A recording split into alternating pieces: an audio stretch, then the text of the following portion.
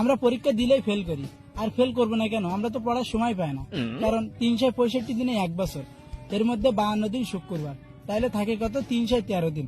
এর মধ্যে আবার শীতকাল, গ্রীষ্মকাল, বর্ষাকালের ছুটি 50 দিন, তাহলে থাকে কত? 263 দিন। আবার এর মধ্যে আমরা যদি দৈনিক 8 ঘন্টা করে ঘুমাই, তাহলে বছরে কত আসে? 122 দিন, তাহলে থাকে কত? 140 দিন। আবার এর মধ্যে যদি 1 ঘন্টা করে আমরা খেলার পিছনে ব্যয় করি, তাহলে কতদিন আসে? 15 দিন। 15 দিন বাদ দিলে কত আসে? 126 দিন। এর মধ্যে যদি 2 ঘন্টা করে খাওয়ার গোসল করার পিছনে ব্যয় করি, তাহলে 30 দিন চলে যায়, তাহলে থাকে কত? 96 দিন। এর মধ্যে আমরা প্রত্যেক দিন কথা বলার পেছনে 1 ঘন্টা করে ব্যয় করি, তাহলে বছরে কতদিন হয়? 15 দিন। তাহলে 15 দিনে যদি বাদ দেয়, তাহলে থাকে কত? 81 দিন। এর মধ্যে আমরা পরীক্ষা দেই খালি 35 দিন, তাহলে থাকে কত? 46 দিন। এর মধ্যে ঈদ আছে, বিভিন্ন উৎসব আছে, কনসার্ট আছে, এইসব জায়গায় যেতে যেতে আমাদের 40 দিন চলে যায়, তাহলে আর থাকে কয়দিন? মাত্র 6 দিন। এর মধ্যে আমরা তো বছরে 3 দিন কমপক্ষে অসুস্থ থাকবো, তাহলে আর থাকে কত? 3 দিন বাদ দিলে 3 দিন থাকে।